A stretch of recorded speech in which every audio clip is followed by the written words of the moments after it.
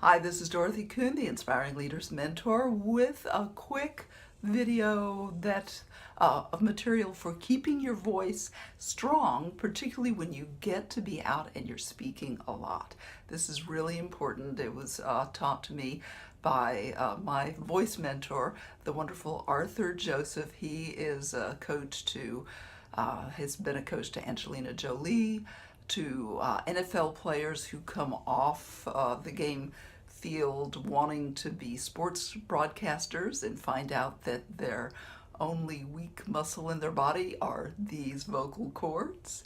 And mine certainly were. I used to have a really awful voice, and it's not sounding so good right now on purpose so you can hear the difference on the other side. So this is something to do for 7 minutes. Plan on doing it most days, and it makes a huge difference in helping you keep your voice, especially when you're speaking a lot on a regular basis and need to project, because being able to project will come along with it. So the first minute, we'll take a minute to go over, and you can see those in the notes. I'll put those in the YouTube video down below. And for those of you taking the course, you'll have that as a handout in the course material. But they are 7 steps in the first minute, just to very quickly calm down. This is not about trying and forcing and effort. This is about letting your voice and yourself relax into so there are 7 steps. I'll go over them quickly. Thank you to Source. Whatever you think of, hold, however you hold that source of life. You know, some people hold that religiously, some people hold that in a strictly spiritual sense, some people hold it in all kinds of different ways. So however you hold it, that source of life, it comes from somewhere, and after a while, you know, it's gone for us. So however you hold that, say thank you to that, whether that's that inward knowing or whatever it is. And then love and let go is step number 2. And then allow a slow, silent, conscious, loving breath. I like to do this wonderful kind of yoga movement when I'm doing that. It's very relaxing to me. Pick a movement that really gets you centered and grounded and calm and slowing down. And then to remind yourself to take your time, there's plenty of room and plenty of time on planet Earth for you. And then pay attention. You want to pay attention to that deeper listening within. So often we're just rushed through life. That's not what this is all about. Is to pay attention to that deeper listening in your gut. And then to be yourself. Just be yourself. To know that you are enough. I am enough. And you will be wonderful for your audiences. So those 7 things are the first minute of, and you'll be able to do this more quickly since you won't be listening to me explain it all the time. And then the 2nd, 3rd, and 4th minutes are yawn sighs. So this is kind of a opening and sighing at the same time. And the first thing to think about, oh, and I missed this from the ritual, so you'll see that in the notes, but step number 4 in that ritual is to see the nasal edge and arc of sound. Now, great voice tone is just extraordinarily inviting, and we get that vocal tone by using not just our throats, which is where we think voice emanates, and it does in part, but to use these wonderful nasal passages to project sound and to help us make sound. And if you know anyone who is a ventriloquist, I'm not, but they use this their nasal passages in a bigger way. We're not going to get that good on this today. That is going over the top for what our purpose is. But they use that to be able not just to make sound, but to articulate sound, which is a pretty high-level skill. Amazing to me. So, again, the rituals from the top are thank you to Source, love and let go. Allow a silent, loving breath, silent, conscious, loving breath, to see that nasal edge of sound. And it starts here in this little spot and goes up and then parabolically over and down, down, down, down, down. So it starts here, up high, and you want to assume when we're articulating that first edge of sound, we want to think about shooting it up like if you were shooting cannonballs up, and really put a lot of energy behind that first. Now, when you're putting a lot of energy, it's important to start that with a ha syllable. Ha. You don't want to articulate that with a hard syllable. It will damage your throat. I believe it's been years since I've done this. And now it's just an unconscious thing that I do. I believe that was the reason that he stated, to avoid damaging your throat.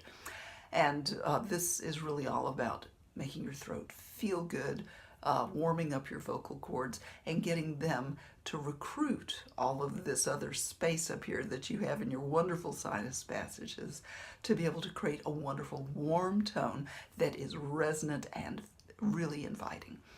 As leaders, we really want to invite other people into the future that as leaders we point the direction to. So to see that nasal edge and arc of sound, take your time, take my time, say to yourself, pay attention and get that deeper listening to that still small voice within, or however you describe it. And pay attention, be yourself. You are enough, you are plenty. So that's the first minute. And then the yawn sign. This is going to sound loud, so you might want to turn the sound down just a little bit. But you will use a cloth. This is just a regular washcloth out of the drawer. And to grab your tongue. We're going to do the first minute grabbing the tongue, the second minute pulling out on these lower teeth to kind of loosen this. We carry a lot of stress in our jaw, in our mouth, and all of these muscles here. And part of this is to really relax those muscles so that a relaxed muscle gives a much more relaxed and warm tone, as you might suspect. So you're just going to grab your tongue like this. It looks funny, doesn't it? Do it anyway. Nobody else is watching, it's just you and me. And you're going to shoot that sound up for a minute. So on the other device, I'm going to put a timer for 1 minute. Let me see if I can do this. It's on 10 minutes. And we're going to go.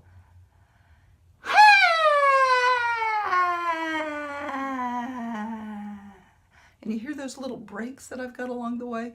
We'll repeat this over and over again with the intention of relaxing into so that that sound is smooth, powerful and smooth going up, and powerfully smoother going down. So,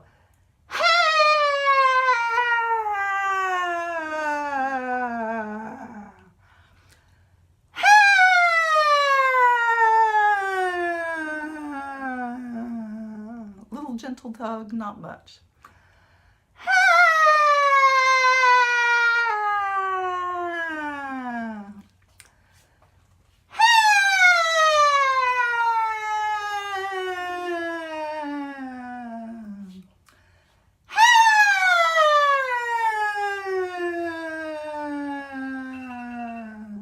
And there's our 1 minute. You would probably do it more times, but slowly and comfortably.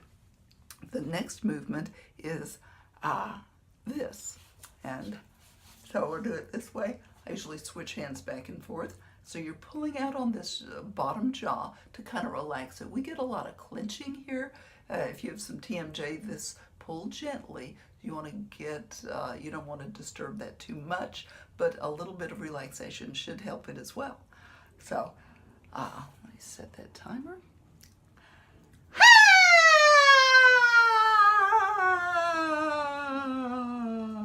I'm kind of wiggling on the first one, but you don't have to. Up to you.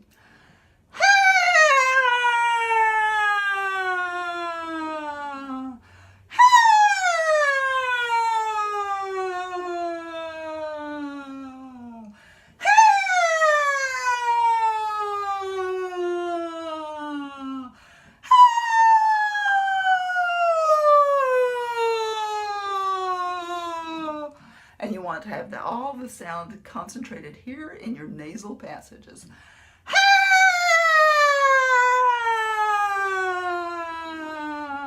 I was noticing mine not being very nasally, so I had to remind myself to do that. You will too. It's just being a human. A human.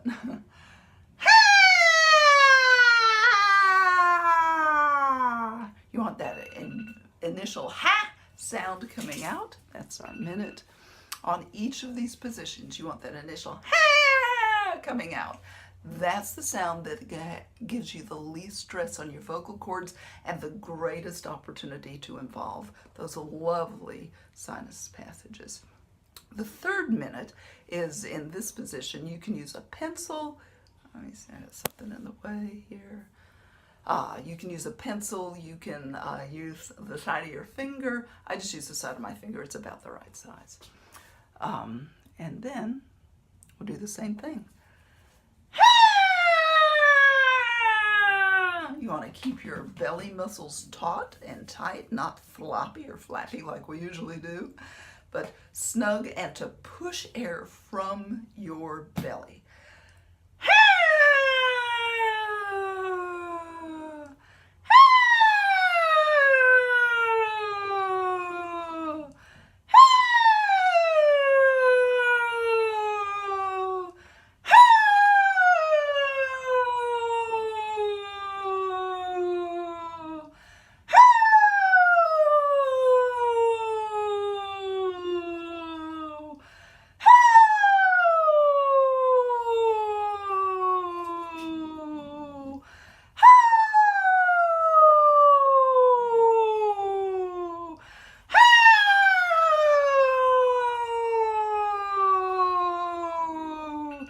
Oh yes, that last one was nice and nasally. I haven't been doing my vocal exercises as much as I need to recently, so I'm getting kind of back into it. I fall off, but vocal awareness is forgiving. It just takes a couple of days and you're back into it. So, you know, just stick back into it. The next 2 minutes are saying anything that you want, some rhymes in these same positions. So I say kind of childhood rhymes, like Peter Piper picked a peck of pickled peppers and things like that. So you can say anything you want. It really doesn't matter. But you're going to be using this warmed up voice to be able to say it. So it's 2 minutes. I'm going to start that now and you'll see.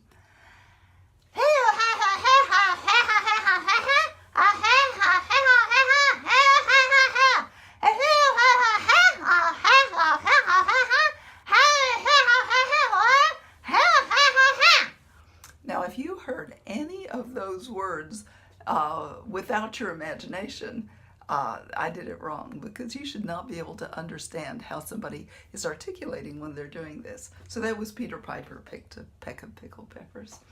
I'm going to do Betty bought some butter and made the bitter batter better. So trade positions. Here's a good one.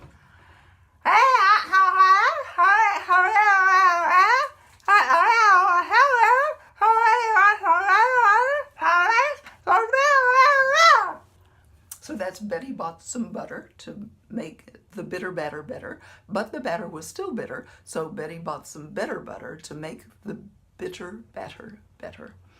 Let's see, what else do we have? Oh, she sells, here's one that's good this way.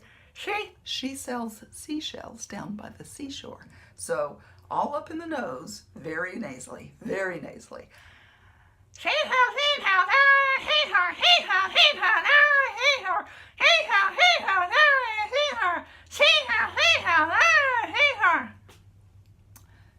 There you are. We've got about 30 seconds left. So what's another one?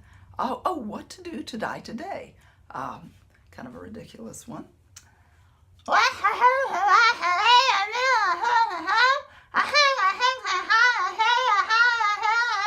And you're keeping your belly really tight and pushing air from your gut, from your belly.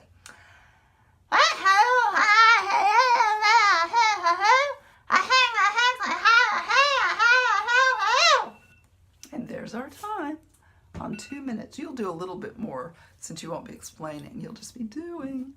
And I'll send you the those little rhymes that I do. Use whatever is familiar for you. And now it's time to just practice those things. So Peter Piper picked a peck of pickled peppers. A peck of pickled peppers Peter Piper picked. If Peter Piper could pick a peck of pickled peppers, how many pickled peppers would Peter Piper pick? She sells seashells down by the seashore. And you want to get those words in your lips. You want to articulate clearly. When you are speaking, people have a hard time hearing you. There's other noise, especially if it's a bit of a noisy environment, other sounds going on. And so articulating with your mouth, getting those words into your lips in a fairly exaggerated way will really help you both articulate, send out sound powerfully, and they will be able to see your lips moving, and it will give them a visual clue, those of them who are sighted, most of us, thankfully, in order to be able to know what you're saying. So Peter Piper picked a peck of pickled peppers. A peck of pickled peppers Peter Piper picked. If Peter Piper could pick a peck of pickled peppers, how many pickled peppers would Peter Piper pick? Here's a really good one. Red leather, yellow leather. Now that's a tongue twister, and you got to say it slow to start with. So our 2 minutes are up, and now we're just practicing 1 minute of free time. Red leather, yellow leather, red leather, yellow leather, red leather, yellow leather. And you can tell that my voice is warmed up. It sounds more resonant and warm, and that's the kind of change you want to have in your voice, both for really inviting people at that subliminal level into your topic, into what you're speaking about, into the call to action that you have for them. So always do this before you speak. You can do it at least in part when you're driving there, unless you have a stick shift. Don't do it with a stick shift. But also, it will give you the ability, if you're speaking a lot, to keep your voice, because using your voice a lot when it's not warmed up will stress those vocal cords, and they will play out. And then you'll have laryngitis for a week or two. Oh, that's no good. No good at all. So that's it. Vocal awareness, a la Arthur Joseph, the fantastic Arthur Joseph. He's such a good man. So if you need a reference over to him, just email me or message me, and I'll get you over to him if you need more. But this is a great place to start. And what I believe he said it was Pink that he was coaching, and she did that. She was going on tour, and she had lost her voice, or lost at least a bit of it before, and was really kind of worried about that. And she didn't do the whole 7 minutes a day. She did 3 minutes a day, and she was able to complete the tour, where the last tour had been really dicey. So I think it was Pink, though, that he told that story about. So do what Pink does. Arthur said so, and Dorothy did too. Bye.